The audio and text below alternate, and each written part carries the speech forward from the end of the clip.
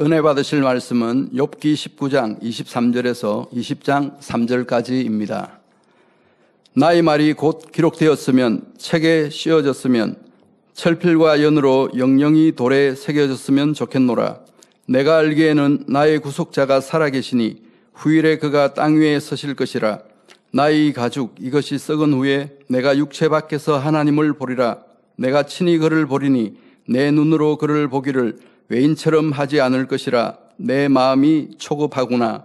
너희가 만일 이르기를 우리가 그를 어떻게 칠까 하며 또 이르기를 이래 뿌리가 그에게 있다 할진대 너희는 칼을 두려워할지니라.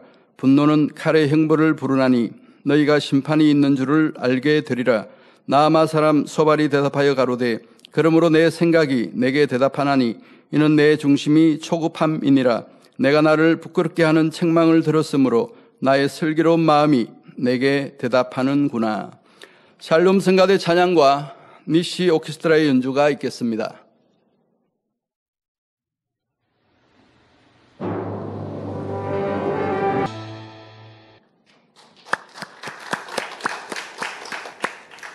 당의장 직무대행이신 이수진 목사님께서 욥기 강의 51번째 초급하지 말자 제하의 말씀 증거해 주시겠습니다. 특성으로 영광 돌려주신 몰도바 만민교회 무용팀에 감사드립니다. 해외 지교회에서 이렇게 특성을 보내주시는데요. 점점 더 발전된 모습을 볼 수 있죠. 또 오늘은 몰도바 야외 나가서 이렇게 여러 장소에서 촬영을 해주셨는데 우리가 보는 그런 배경과는 너무 다르지 않습니까? 굉장히 이국적이네요. 네, 수고해주신 모든 분들께 감사를 드립니다. 강단 헌화 소개합니다. 헌화자는 해외 지교회입니다. 생명의 말씀과 권능의 역사를 통해 살아계신 하나님을 만나게 하시고 새 예루살렘 소망 가운데 하나님의 참 자녀가 되는 삶으로 축복하신 하나님께 감사와 영광을 돌립니다.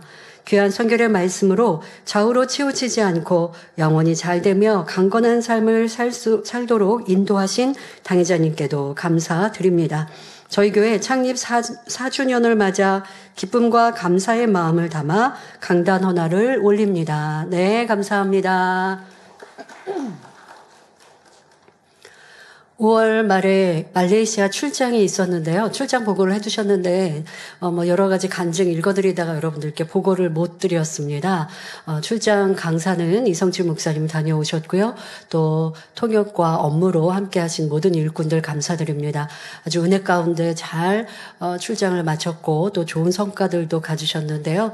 신문에 만민 신문에 나와 있고 또 이제 다음 주 매거진에 이렇게 여러분들이 내용을 상세히 보실 수 있을 겁니다. 이 말레이시아는 우리 본교회에서 주의 종을 파송하거나 한 것이 아닌데요. 현지에서 성도님들이 이 선교의 복음으로 은혜 받고 또 여러 개의 지교회를 이루어서 활발하게 문서 선교 또한 이루고 계신 교회들 있는데요.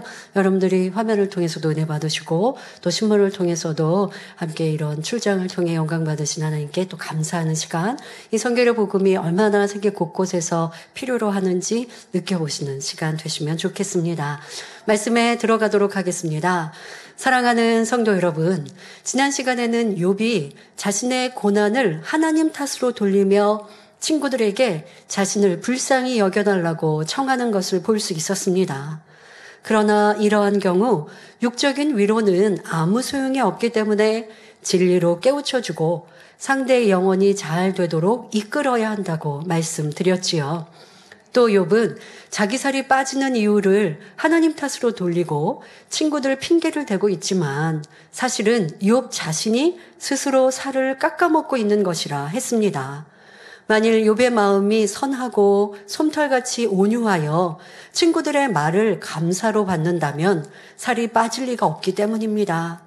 그러나 상대의 말을 받지 못하는 사람도 문제이지만 그에게 계속 지적의 말로 고통을 주는 사람도 옳지 않음을 알아야 하겠습니다. 그런데 중요한 것은 이러한 말씀을 통해 우리 자신을 발견하여 변화되어야 한다는 것입니다. 당의자님께서는 욥기 강해를 하시면서 이 말씀이 매우 중요함을 여러 번 강조하셨습니다.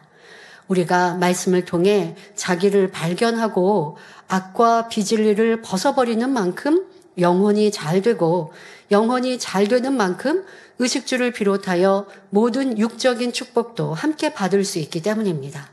자, 여러분은 여러분 자신을 잘 안다고 생각하십니까? 내 이름은 이렇고요. 내 신장은, 내 몸무게는, 또 내 성격은 뭐 대략 그러하고요. 또 내 생김새는 이러하고, 저는 저에 대해 잘 압니다. 부모, 형제, 저에 대해 잘 압니다. 아마 세상 사람은 그렇게 자부할 수 있겠지만 이 성결의 복음을 조금이라도 들은 성도님들은 내가 나를 잘 안다라고 자부할 수 없다는 걸 아실 겁니다. 왜요? 내 안에 있는, 내 마음에 있는 비질리, 이것을 내가 얼마나 알고 인정하고 버리느냐에 따라서, 그래서 하나님 닮은 참 자녀가 되는가, 그렇지 않고는요 자기를 잘 모릅니다. 아유, 제 안에 짜증이 있는 것도 알고요, 혈기 있는 것도 알고요, 미움이 있는 것도 알면 버리면 되잖아요. 근데 진정 인정하지 않고 자기를 잘 알지 못하기 때문에 여러분 얼굴에 이렇게 볼에 뭐가 사이펜으로, 검은색 사이펜으로 이렇게 그려졌어요. 내가 자고 있는데 누가 이렇게 그린 거예요. 근데 그려진 걸 알면서 이걸 씻어내지 않을 사람이 있겠습니까? 얼굴에 낙서가 되어 있는 걸 알면 분명히 씻을 거예요.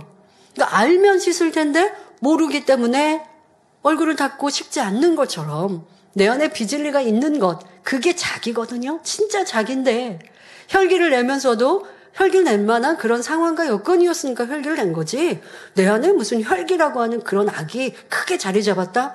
그렇게 인정하지 않으니까 안 버려지더라는 것이죠. 그런데 이 욥기는 어떠합니까? 내 자신을 들여다 보여주지 않습니까? 욥과 욥의 친구들이 내 모습과 같고, 내가 어저께 그저께 한 달 전에 가정에서 직장에서 했던 말, 내가 품었던 마음과 생각을 지금 말해주고 있으니 부끄럽게도 내 모습을 보고 있습니다. 말하고 행동하고서 생각하고도 잊어버렸던 내 모습인데 말씀을 통해서 내가 나를 보는 것 같고, 그렇게 볼 때에 깨우침이 되고 깨달음이 되었다면 여러분들 복 받으신 거고요. 자, 이제 그 말씀을 붙들고 우리가 죄와 악을 벗어버리면 영혼이 잘 되어지고, 그래서 아버지 주시고자 하시는 축복을 마음껏 받아 누릴 수 있기 때문에 이 말씀이 참으로 우리에게 복이요 중요한 것이지요. 마태복음 6장 33절에 말씀하십니다. 너희는 먼저 그의 나라와 그의 의를 구하라. 그리하면 이 모든 것을 너희에게 더하시리라 했습니다. 그의 나라, 바로 하나님의 나라가 확장되는 것이죠. 그러면 하나님의 나라가 확장되기 위해서는 교회를 위해 기도할 것이요, 세우신 주의 종을 위해 기도할 것이요, 또 일꾼들을 위해 기도할 것이요. 이런 기도 제목들, 우리가 다니엘철에 하는 그런 기도 제목들, 하나님 나라를 위한 기도입니다. 그의 의는 무엇입니까? 바로 하나님의 의를 내가 이루고자. 하나님께서 우리를 지으신 이유가, 인간 경작하신 이유가 그것이거든요. 하나님 닮은 자녀 되기를 원하셔서 인간 경작을 하셨어요. 이를 위해 기도하라. 그러면 구체적으로 무엇을 기도해요? 성결되기 위해, 죄의 악을 벗기 위해 기도하는 것. 이것이 바로 우리에게 원하시는 뜻입니다. 또한 요한3서 1장 2절에 사랑하는 자여, 내 영혼이 잘됨 같이 내가 범사에 잘되고 강건하기를 내가 간구하노라 말씀한 대로, 우리가 영육 간의 축복을 받는 비결은 바로 영혼이 잘되는 데 있습니다. 그러므로 오늘도 말씀을 들으실 때 자신을 발견하고 변화되어 영혼이 잘됨 같이 범사가 잘되고 강건한 축복이 임하시기를 주님의 이름으로 축원합니다. 지난 시간에 이어 오늘도 욥의 원망하는 말이 계속됩니다. 욥기 19장 23절 24절에 나의 말이 곧 기록되었으면, 책에 쓰여졌으면, 철필과 연으로 영영이 돌에 새겨졌으면 좋겠노라 말합니다.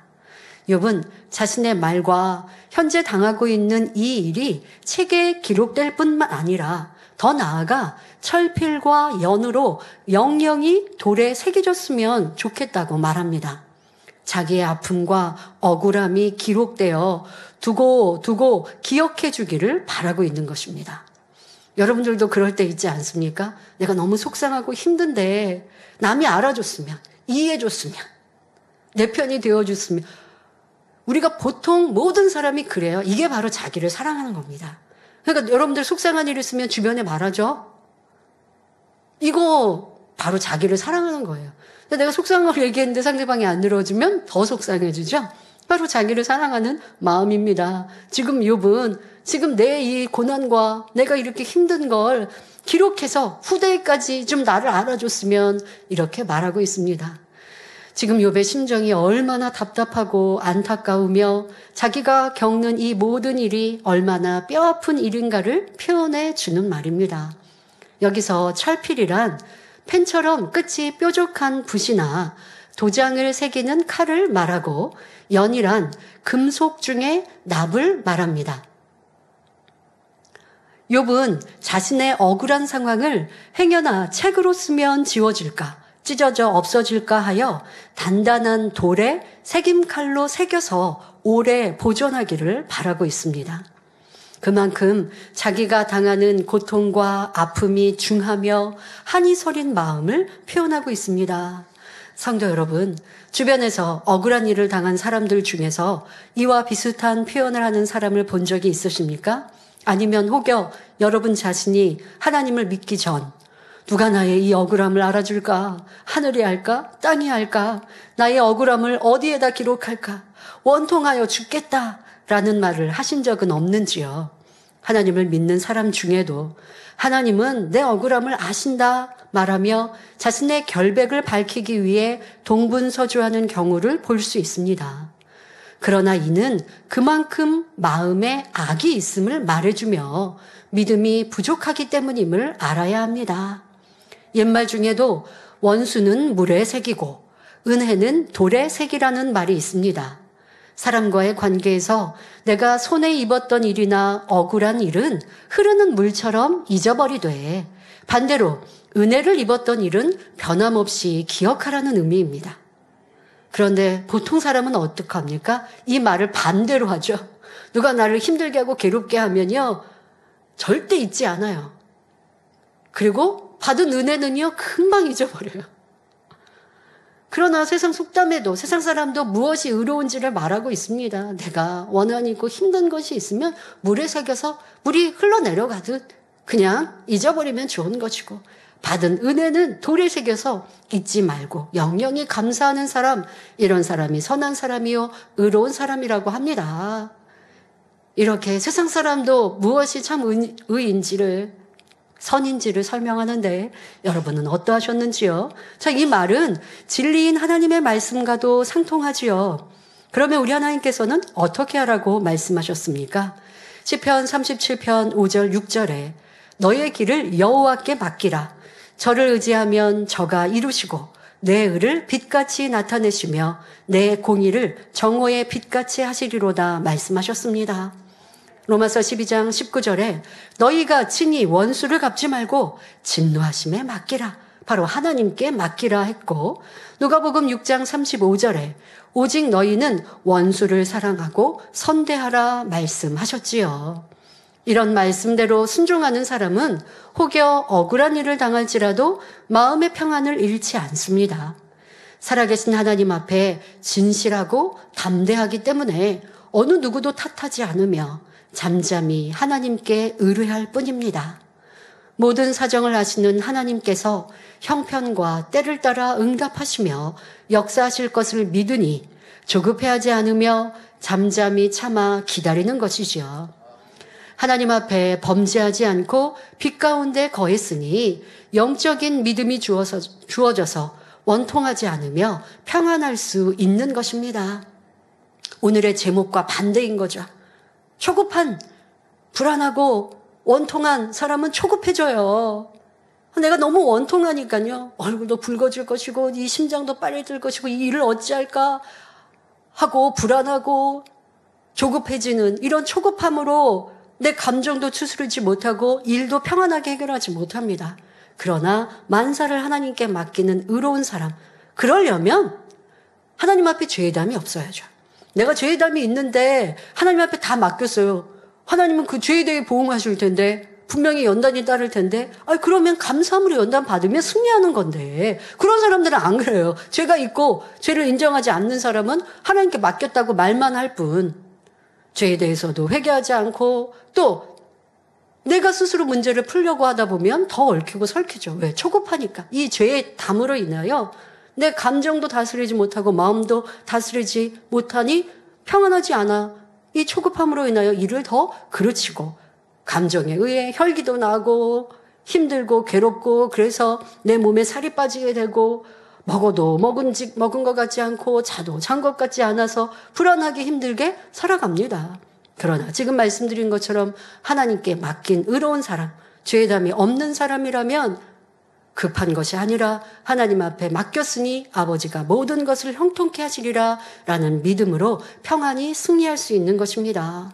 이렇게 살아계신 하나님을 전적으로 신뢰할 때 마치 빛이 어두움 가운데 비추이면 모든 진상이 확연히 드러나듯이 결국 그의 의로움이 드러나서 반드시 승리의 영광을 얻게 됩니다. 그러니 우리는 하나님 말씀대로 용서하고 참고 기다리며 하나님께 맡기고 의지해야 합니다. 그래야 할 때 하나님께서 다 합력하여 선을 이루어 주실 것이니 나의 억울함을 기록할 필요도 없으며 남길 필요도 없는 것입니다.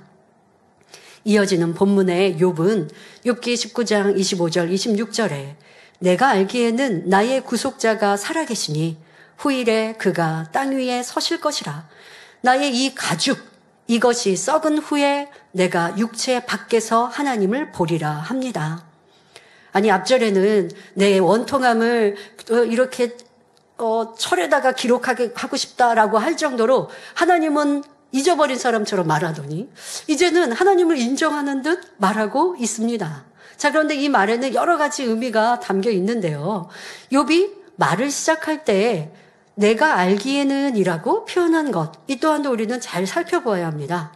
이 말은 내가 들은 바에 의하면 이러이러하더라 라는 의미이기에 불확실한 마음을 표현하고 있는 것입니다.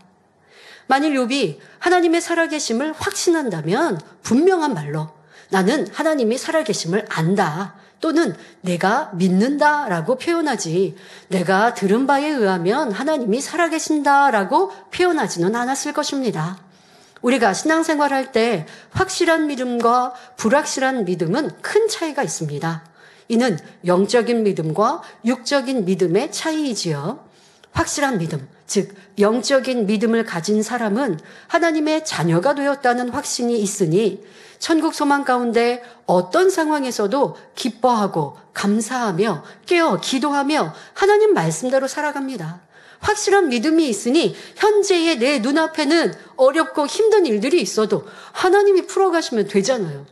그 하나님을 믿으니 기뻐하고 감사할 수 있는 거예요. 그런데 반대로 불확실한 믿음, 즉 육적인 믿음을 가진 사람은 확신이 없으니 하나님의 말씀을 들어도 의심이 생기고 완전히 믿지 못하니 말씀대로 살지 않고 세상과 짝하며 죄를 지으며 살아갑니다. 하나님 말씀은 기뻐하라, 감사하라, 용서하라, 사랑하라 하셨지만 현실에 그게 내게 불이익이 되는 것 같고 하나님이 온데간데 없어지니 참 믿음이 있어야 매사에 하나님을 의지하죠.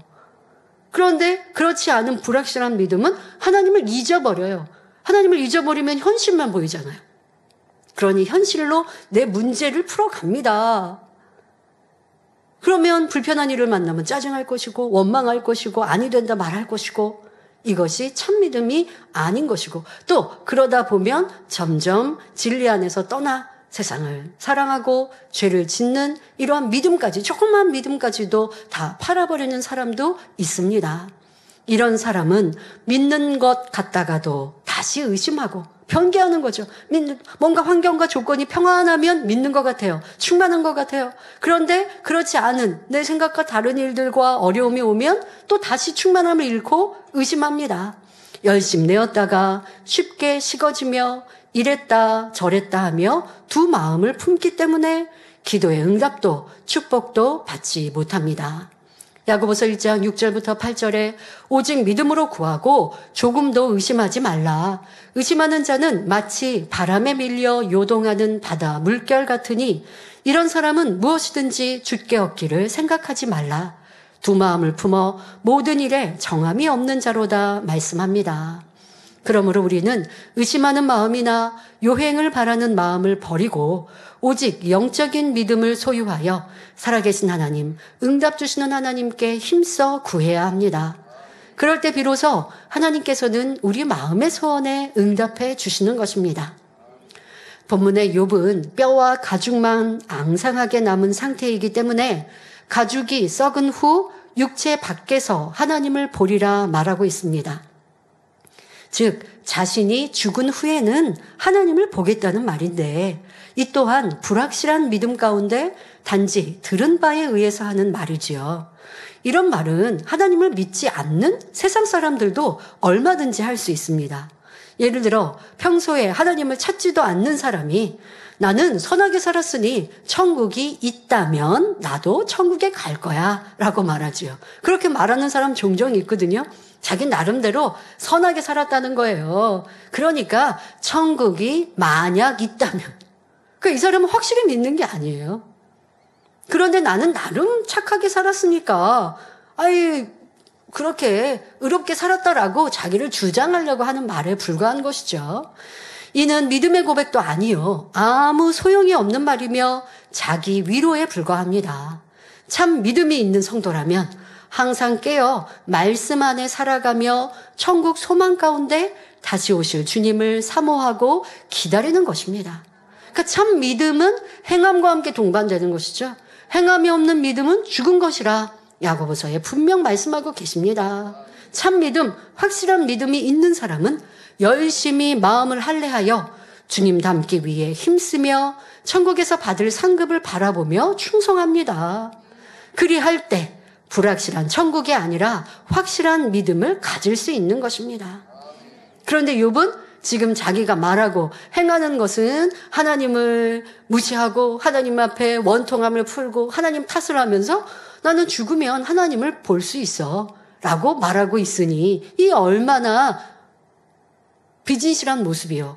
또 스스로에게 이런 확신이 있는 믿음이 주어져서 말하지 못하는 내가 들은 바에 의하면 이렇게 말하고 있는 것이죠. 이어서 욥기 19장 27절에 내가 친히 그를 보리니 그러니까 내가 이제 육체를 떠나면 죽은 후에는 하나님을 친히 보리니 내 눈으로 그를 보기를 외인처럼 하지 않을 것이라 내 마음이 초급하구나 말합니다. 욥은 이 땅의 삶을 마친 후 하나님을 친히 볼 것이라고 말합니다. 그리고 자신은 그동안 하나님에 대해 들어서 알고 있었으며 번제로 정성껏 섬겨왔기 때문에 하나님을 배울 때 외인처럼 낯설지 않을 것이라는 것입니다. 그런데 사실 욥은 하나님을 대면하면 하나님, 왜 저에게 이런 고난을 주셨습니까? 라고 틀림없이 여쭤볼 마음입니다. 지금 욥의 선택가 그리하죠.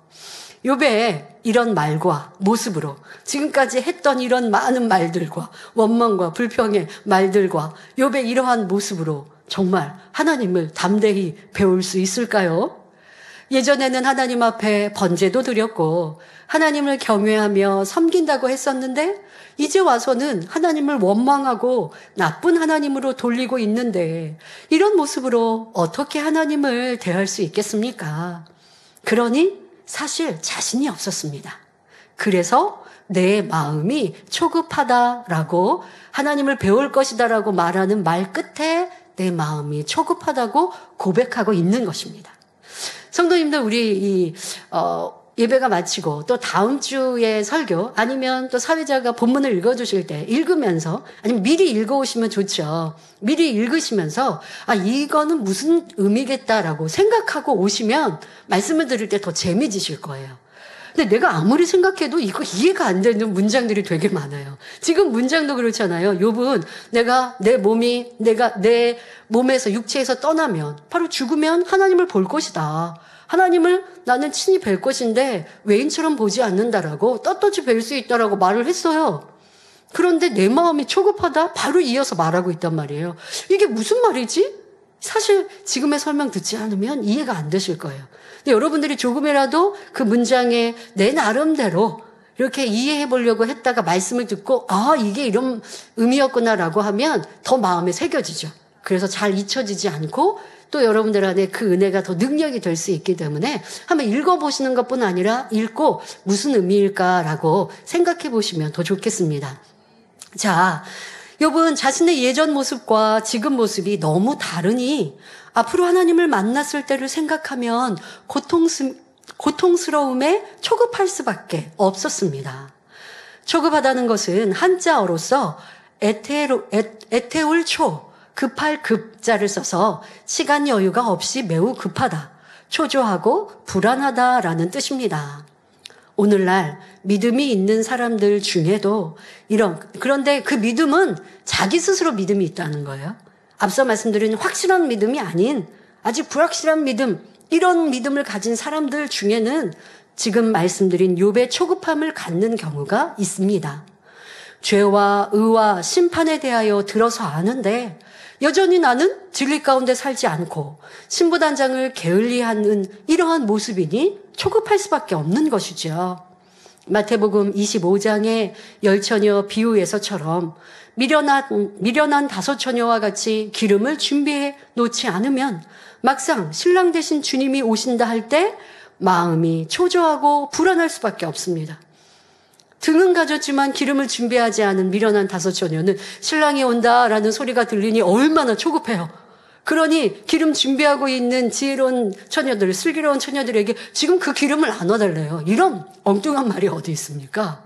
남이 준비한 걸 지금 나눠달라고 그러면 그들은 어떻게 신랑을 맞으라고요? 그러니까 이렇게 너무 불안하고 초조하고 시간이 너무 지금 없잖아. 이제 준비할 시간이. 그러다가 신랑이 오셨을 때 혼인잔치에 참여하지 못하였는데요. 바로 이러한 초급함이 영적인 믿음을 갖지 않은 이들은 있을 수밖에 없는 것이지요. 왜? 내가 말씀은 들어 알지만 말씀대로 살지 못하니 내 양심은 또 내 안에 성령님은 항상 두드리시니 그러니 불안하고 즐겁지 못할 것이요. 교회 나오면 회개한다고 하고 다시 잘할게요라고 할 때는 충만한 것 같다가 내 삶에서 또 말씀대로 살지 못하면 힘들고 구원의 확신이 없는 이러한 초조한 삶, 불안한 삶을 살아간다면 얼마나 힘들겠습니까? 자, 그러나 신부단장을 잘하여 주님 맞을 준비를 마친 사람들은 사모함으로 주님을 기다립니다. 기다리는 그 시간도 길 필요도 없어요. 왜? 오늘, 내일 내가 상급 쌓으면 다 하늘에 내 집이요 아름다운 장신구이니 충성하는 그 모든 시간도 낭비되는 것이 하나도 없으니 감사하고 주님을 기다릴 수 있습니다. 그리고 신랑이 오신다라는 소리가 들리고 천군 천사 나팔 소리가 들리면 담대히 주님 앞에 나아갈 수 있지요. 부끄러울 것도 없고 나 어떻게 아직 준비 못했는데. 여러분, 만약에 내일 주님 오신다.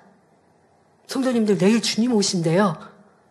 라고 한다면 어떠하시겠습니까?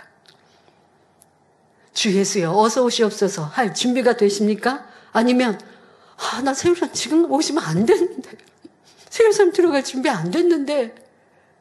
그러나 믿음 지킨 분들은 아쉽지만 오신다고 하니 너무 부족하다, 죄송하다 하겠고, 만약에 신앙생활 제대로 안 한 성도한테 전화해서 내일 주님 오신대, 그러면 안 오셨으면 좋겠죠. 그리고 그 말이 틀렸으면 좋겠고, 그 조금이라도 믿는다면 얼마나 불안할까요? 당장이라도 지금 회개하고 돌이켜야 하니. 여러분, 이런 초급한 신앙생활, 초급한 삶을 살아서는 아니 되겠습니다. 혹여 성도님들 가운데 이렇게 마음이 초급한 분이 계신지 자신의 신앙생활을 점검해 보시기 바랍니다. 한쪽 발은 세상에, 다른 한쪽 발은 교회에 두고 양다리 신앙생활을 한다면 구원의 확신이 없으니 마음이 초급할 수밖에 없습니다. 단에서는 늘 죄를 버리고 진리의 말씀대로 살아야 한다고 가르치며 천국과 지옥이 있음을 선포합니다. 더더욱 이 재난은 이러한 말씀과 함께 이 말씀이 참임을 보장하는 권능이 따르지 않습니까? 그러니 완전히 세상에 빠질 수도 없어요. 그런데 또 세상이 너무 좋아요. 그러니 세상과 교회와 양다리를 걸치고 있으니 세상을 버리지 못한 이러한 입장에서는 얼마나 불안하겠습니까? 이러한 초급함을 벗고 참 평안과 자유를 얻기 원하신다면 신속히 죄를 버리고 세상을 사랑하는 삶에서 돌이키면 됩니다. 우리 성도님들은 천국 소망 가운데 더욱 힘써 말씀 안에 살아가심으로 위로부터 주시는 기쁨과 감사, 성령 충만함 가운데 신앙 생활하시기를 기원합니다. 이제 초급한 신앙생활이 아니라 행복이, 기쁨이 넘치며 어서 오시옵소서 나의 신랑 되신 주님 할 수 있는 우리가 되어집시다. 욥기 19장 28절에 욥은 너희가 만일 이르기를 우리가 그를 어떻게 칠꼬 하며 또 이르기를 이래 뿌리가 그에게 있다 할진대 말합니다. 이 말씀에는 이중적인 의미가 담겨 있습니다. 본문에서 욥은 너희가 만일이라는 표현을 써서 가정하여 설명하고 있습니다. 다음 말을 보면 우리가 그를 어떻게 칠꼬 이래 뿌리가 그에게 있다 했는데 여기서 말하는 그란 친구들의 관점에서는 욥이지만 욥의 관점에서는 하나님을 가리킵니다. 지금 친구들은 어떻게 하면 욥을 칠 수 있을까 하며 서로 대화해 나가면서 욥을 항복시키기 위해 계속 말을 하고 있습니다. 그동안 욥의 친구들은 욥이 겪고 있는 일의 근본 뿌리가 바로 이렇게 연단과 고난을 받고 있는 그 일의 이유가 즉 원인이 욥 너에게 있어 라고 주장하였습니다. 그러나 욥은 이 말을 인정하지 않으며 하나님이 자기를 치셨으니 이 일의 뿌리가 하나님께 있다면서 억울해하였지요. 즉 욥의 친구들은 모든 잘못을 욥에게 돌리고 욥은 하나님에게 돌리고 있는 것입니다. 본문에서도 욥은 사실 어떻게 하면 하나님을 꺾을 수 있을까 하는 마음으로 하나님이 자신에게 항복하기를 바라면서 이 모든 것을 하나님 탓으로 돌리려는 마음입니다. 그래서 지금 하나님 탓이다 라고 말하고 싶은데 만일 직접적으로 이렇게 말하면 또다시 친구들이 공격해 올 것이기 때문에 말을 돌려서 하고 있는 것이지요. 욥이 아무리 말을 해도 친구들이 듣지 않으니 욥은 초급해졌고 그래서 이제는 단수를 높여서 너희가 만일 하면서 친구들로 가정하여 이야기하고 있습니다. 욥은 지식이 많고 지혜로운 사람이었기 때문에 교묘한 말로 공격의 화살을 피하면서 친구들과 하나님 양쪽을 동시에 질타하고 있는 것입니다. 욥은 자신의 잘못으로 인해 파생된 결과를 남의 탓으로 돌리고 넘겨짚기도 잘하였으며 하나님과 더불어 친구들까지 함께 걸고 넘어지고 있습니다. 그러나 우리는 자기의 불행을 타인에게 돌리지 말아야 하며 넘겨짚지도 말아야 합니다. 또 자신에게 닥친 환난으로 인해 상대가 고통당하지 않도록 해야 합니다. 내가 책임지면 될 일을 남까지 끌고 들어가는 것은 비겁한 마음이고 간사한 마음입니다. 자신의 고난을 하나님과 친구들 탓으로 돌린 욥은 이제 친구들을 향해 결론지어 말합니다. 욥기 19장 29절에 너희는 칼을 두려워할지니라 분노는 칼의 형벌을 부르나니 너희가 심판이 있는 줄을 알게 되리라 했지요. 분노는 칼의 형벌을 부른다는 이 말 자체는 진리입니다. 대개 사람들은 피해를 입거나 자기 마음대로 되지 않을 때에 분노하고 이 분노가 폭발하면 싸움이 벌어지고 폭행, 살인까지 일어납니다. 그런데 욥이 친구들에게 분노의 끝은 칼의 형벌을 부른다고 한 것은 다분히 위협적이며 극단적인 표현입니다. 이는 너희들이 분노하여 나를 괴롭혔으니 그에 대한 대가로 심판이 있을 것을 알라라는 의미입니다. 욥의 말대로 분노는 화를 부르며 아무 유익을 가져다 주지 못합니다. 또 하나님은 선악간에 반드시 심판하시는 분입니다. 지금 욥은 이러한 진리의 법칙을 사용하여 친구들을 위협하고 있습니다. 그러나 우리는 상대가 나에게 분노하고 침을 뱉는다 할지라도 그를 위협해서는 안 됩니다. 우리 예수님께서는 어떻게 하셨습니까?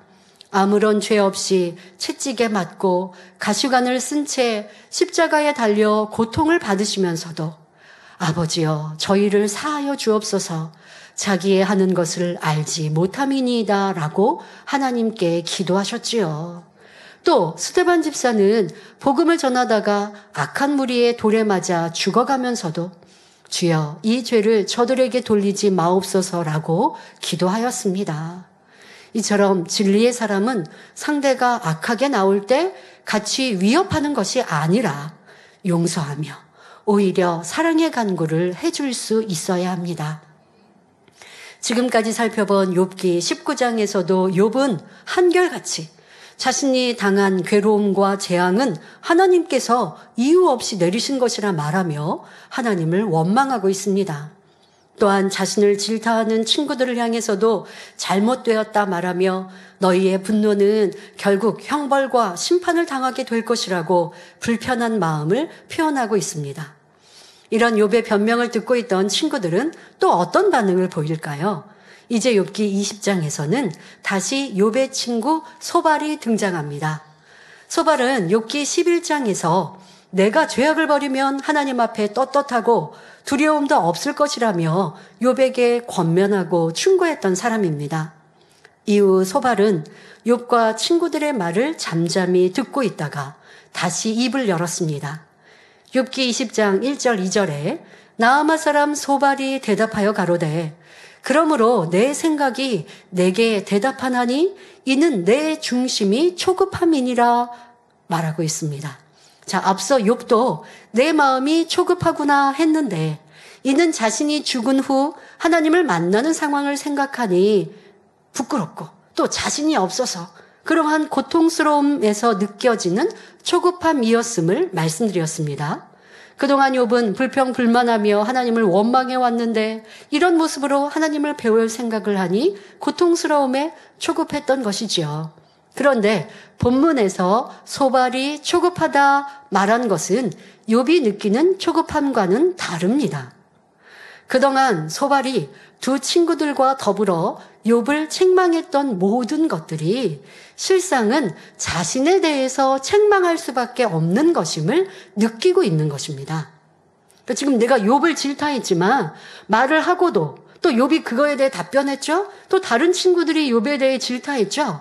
자, 자기가 한 말이나 또 친구들이 하는 말이나 욥이 대응하는 말이나 이런 말을 내가 했던 말을 또 친구들이 하는 말을 듣고 생각해 보니 욥에게만 질타할 게 아니라 나도 그런 사람이었구나라고 느끼면서 초급하다라고 표현하고 있는 것입니다.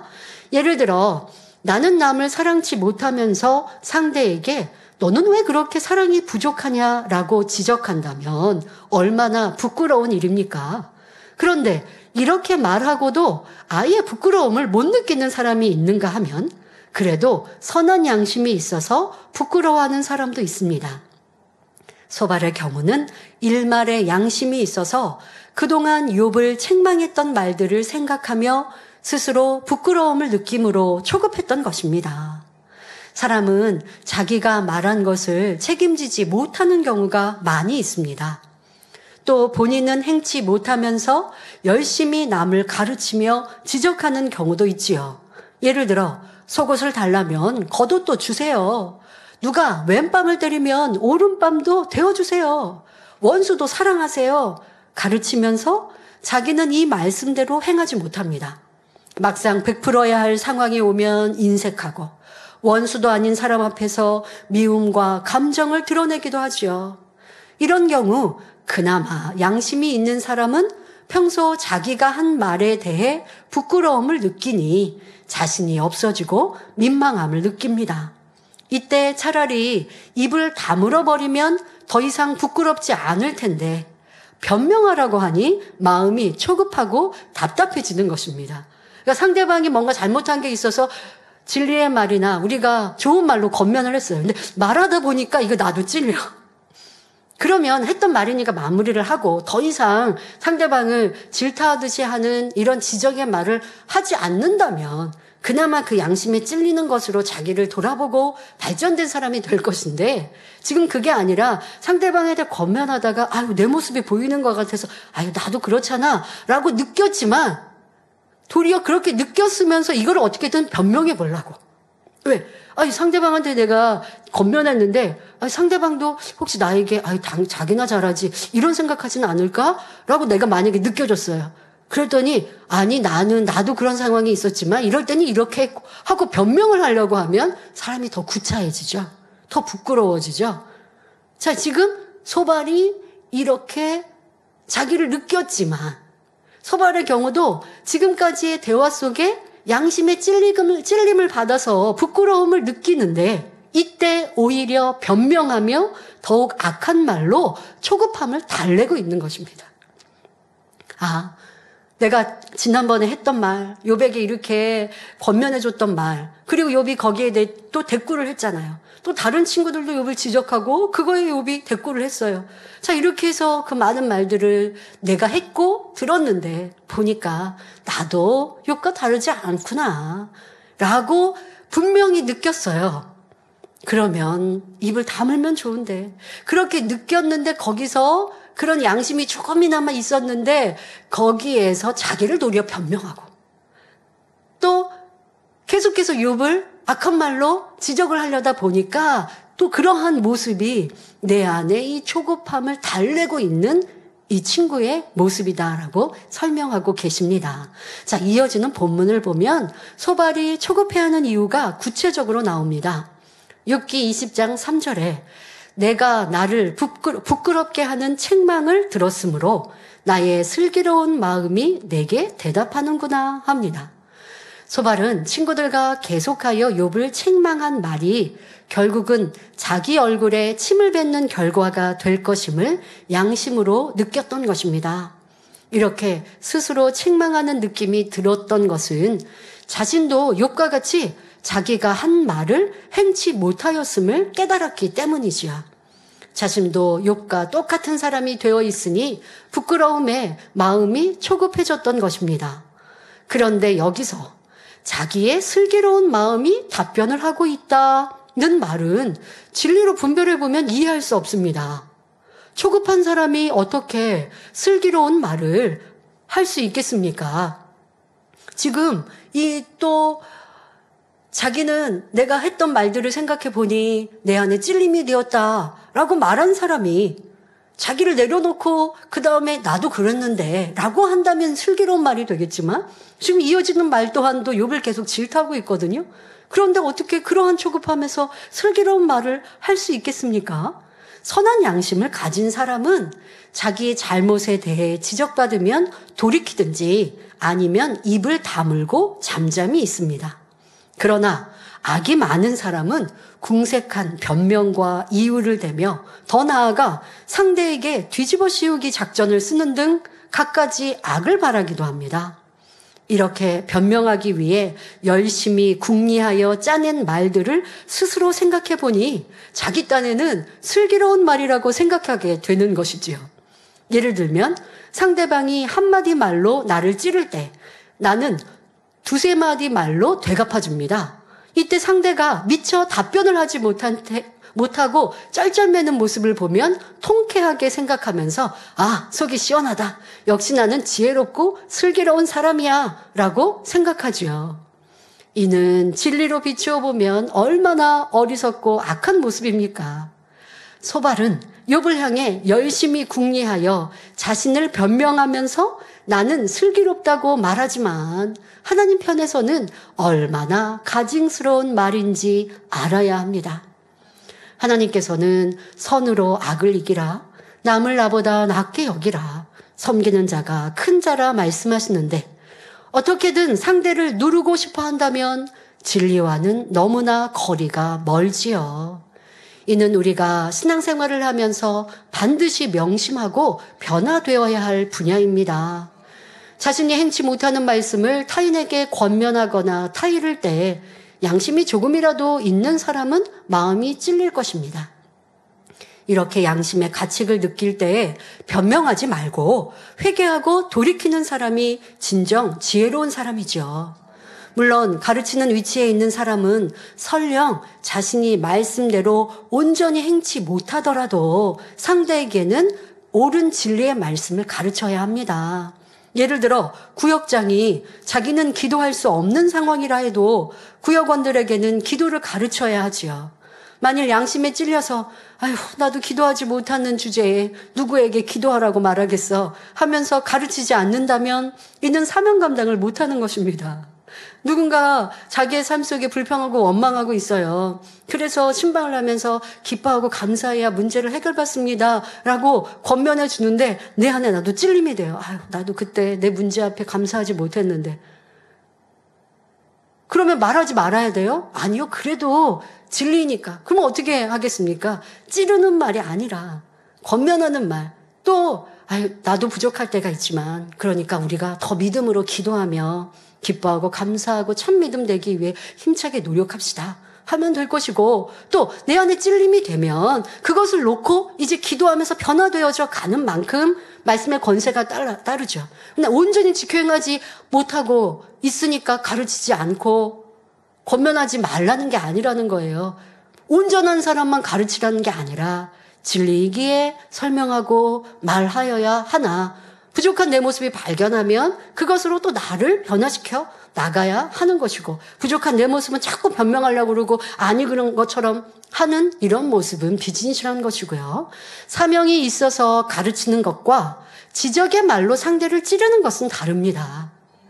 민망하면서 내가 온전히 지키지 못했지만 그래도 설명해 줘야 하니까 설명한다 라는 이런 마음이면 성령께서 역사하시지만, 내가 분명 지켜 행하지 못하는 걸 내가 알아요. 그러면서 나는 지켜 행하는 것처럼 그렇게 해서 가르친다면 성령께서 역사하시지 않죠. 더더욱 내 안에 행하지도 못하면서 상대방을 막 질타하듯이 야단친다면 그 또한은 너무 큰 악인 것이고요. 욥의 친구들의 경우는 욥을 가르치는 것이 아니라 지적하며 찌르는 상황이었습니다. 소발은 자기가 욥을 책망했던 말이 오히려 자기를 찌르고, 또 욥의 말에서도 찔림을 받으니 변명하려고 애쓰고 있습니다.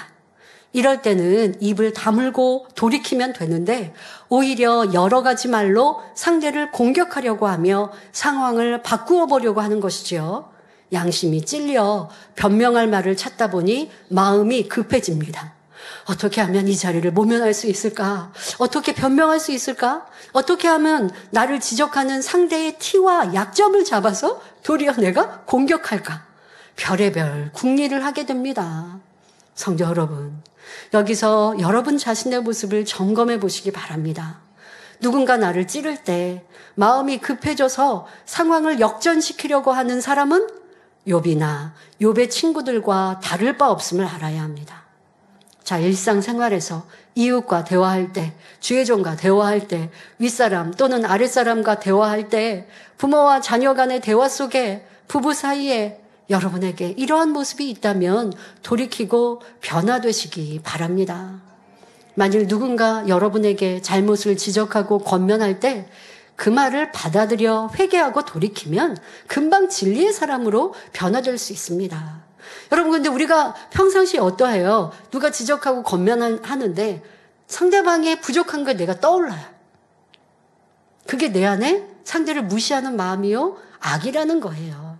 그런데 차마 거기에서 내가 교만하고 한다면, 상대방을 정말 무시해서 깔아뭉개려고 하는 사람이라면 지적하는 상대방의 흠과 티를 아예 말하겠죠. 당신도 이렇지 않았어요? 그러면 뭐가 돼요? 싸움이 되죠.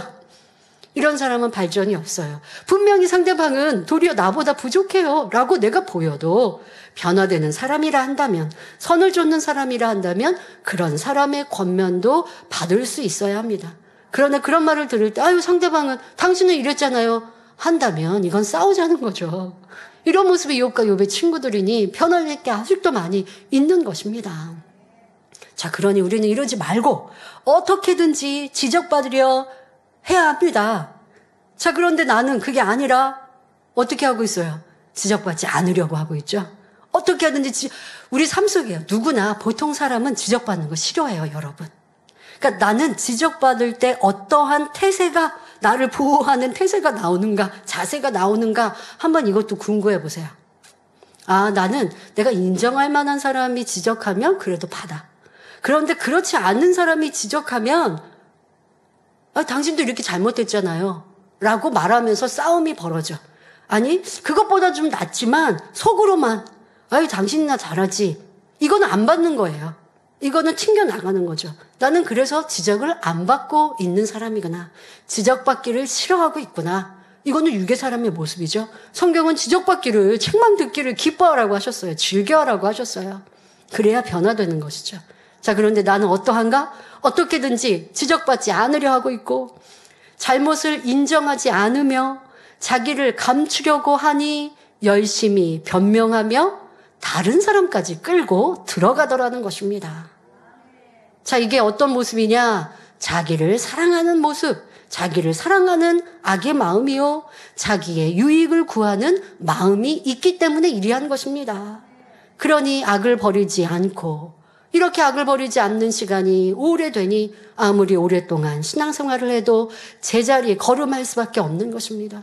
변화되기 위해 기도한다고 해요. 충성한다고 해요. 열심히 충만할 때는 누가 잘한다 할 때는 충만해요. 그런데 잘하니까, 잘 달리는 말에 책찍질한다고 잘하니까 권면해 주는데 그 권면하면 이제 얼굴이 붉어지고 나도 악한 말들을 내고 이런 사람은 발전을 못하는 거예요. 어디서 나는 항상 이렇게 힘들어지고 또 주저앉아 버리는가?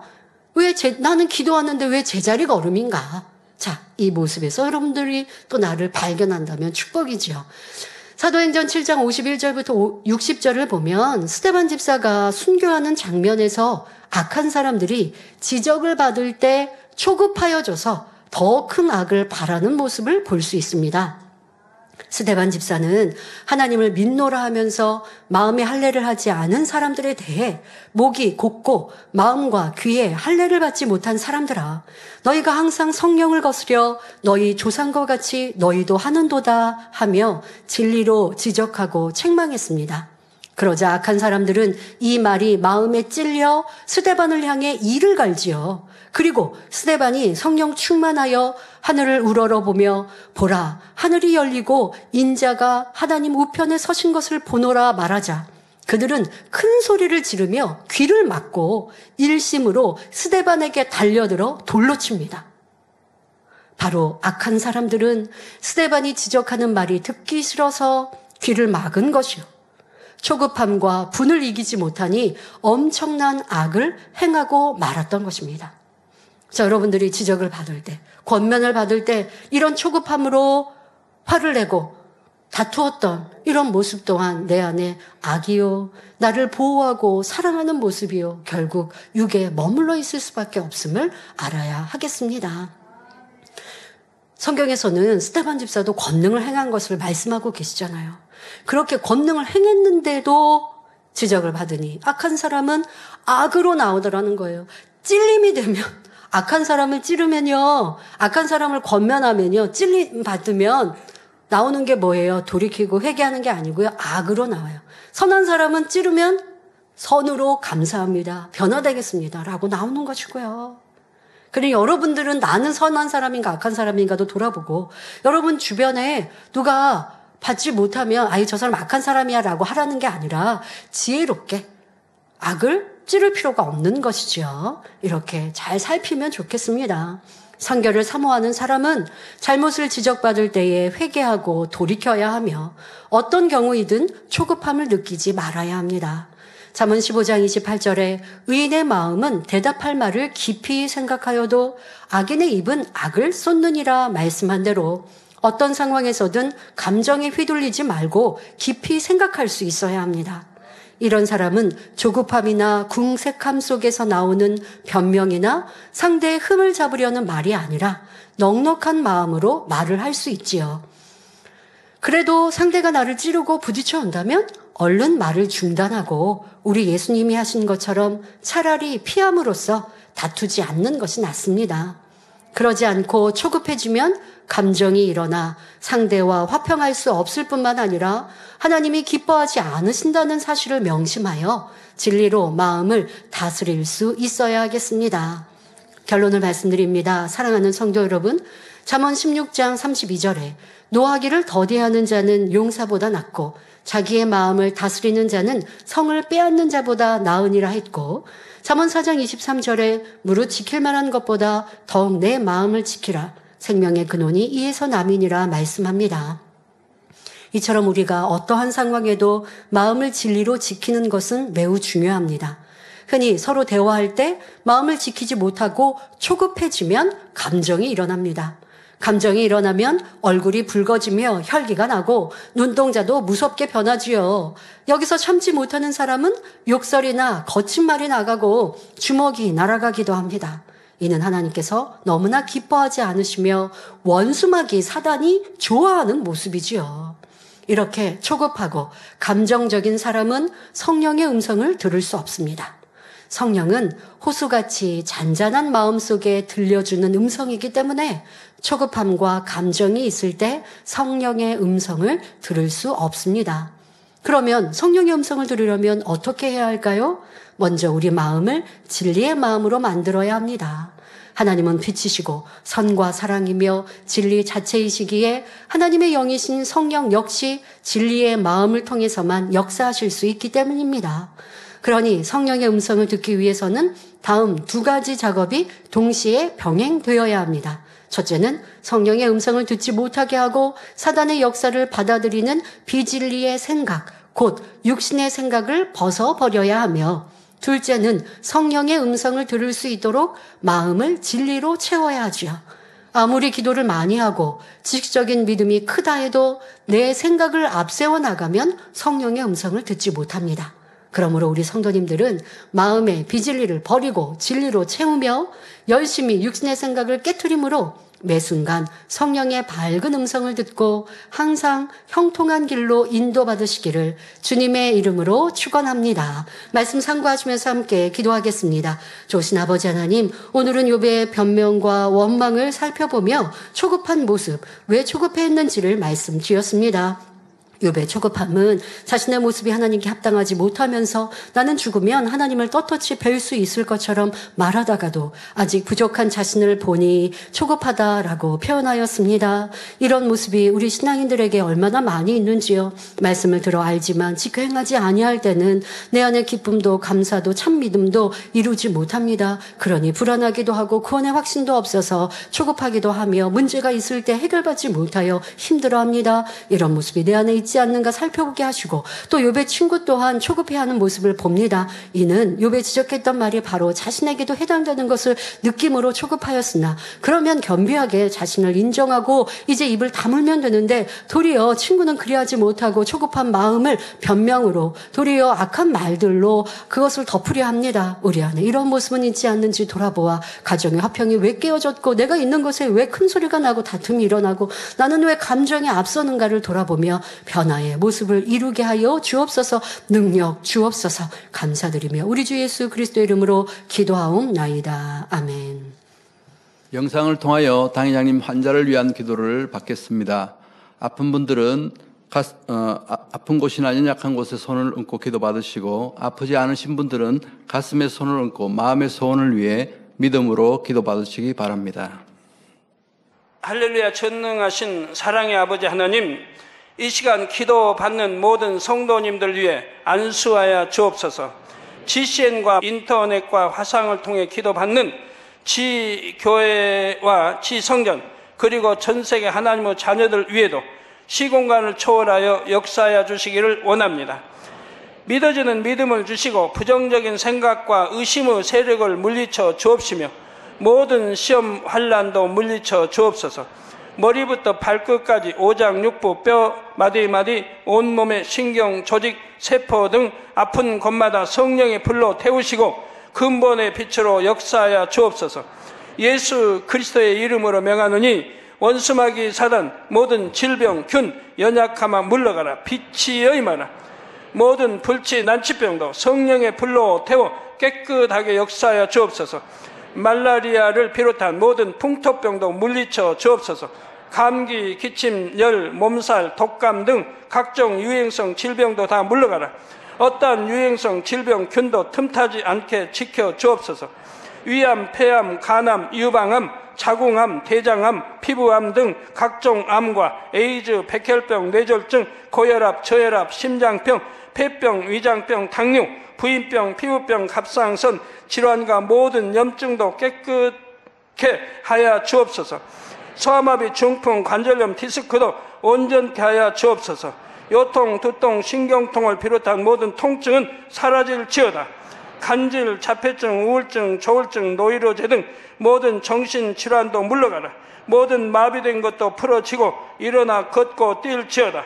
눈도 잘 보이게 하옵시고 귀도 잘 들리게 하여 주옵소서. 소경은 눈을 뜨고 기머거리는 들으며 벙어리는 말할지어다. 각종 사고, 후유증도 깨끗게 하시고 부러진 뼈도 붙여 주옵소서. 화상 입은 것도 온전케 하옵소서. 화기야 물러가라. 열도 물러가라. 아버지 흉터도 나지 않게 역사해 주시기를 원합니다. 마약을 비롯하여 각종 약물과 독극물 중독도 깨끗함을 입을지어다. 죽은 신경과 세포가 살아나며 죽은 자도 살아나게 하여 주옵소서. 잉태의 축복도 주시기를 원합니다. 잉태 축복을 받으라. 예수 그리스도의 이름으로 명하느니 원수마귀 사단아, 하늘 공중 곳에 잡은 악의 영들아 물러가라. 그의 사자들도 물러갈지니라. 이 땅의 악한 영, 더러운 영, 거짓되고 간사한 영, 이간질하고 미혹하는 모든 어둠들은 물러가라. 모든 흉악의 결박을 풀고 어둠아 물러가라. 빛이여 임하라. 아버지 하나님, 부르짖어 기도할 수 있는 능력을 주시고 죄를 버리고 성결될 수 있는 능력을 주옵소서. 영혼이 잘됨같이 범사에 잘되게 하시고 가정의 복음화도 이루어 주시기를 원합니다. 한 주간도 모든 사고와 재앙으로부터 지켜주시고 불통이 없는 형통한 삶을 살 수 있도록 축복해 주옵소서. 성령의 불담으로 천군 천사와 주님의 불꽃 같은 눈동자로 모든 하나님의 자녀들과 가정, 일터, 사업터를 지켜주시기를 원합니다. 학생들에게 지와 명철을 더하시고 공부도 할 수 있는 뜨거운 마음과 열정도 더하여 주옵소서. 마음과 생각을 세상에 빼앗기지 않도록 지키시고 하나님을 뜨겁게 사랑하는 학생들로 축복하여 주옵소서. 하나님의 자녀들이 먹으나 마시나 입으나 무엇을 하든지 하나님 앞에 영광 돌리는 삶이 되게 축복하여 주시기를 원합니다. 나는 하나님을 만났노라, 체험했노라, 응답 받았노라, 축복 받았노라, 간증하는 입술이 되게 역사하여 주옵소서. 아버지 하나님 감사합니다. 홀로 영광 받으옵소서. 우리 주 예수 그리스도의 이름으로 기도하옵나이다. 아멘.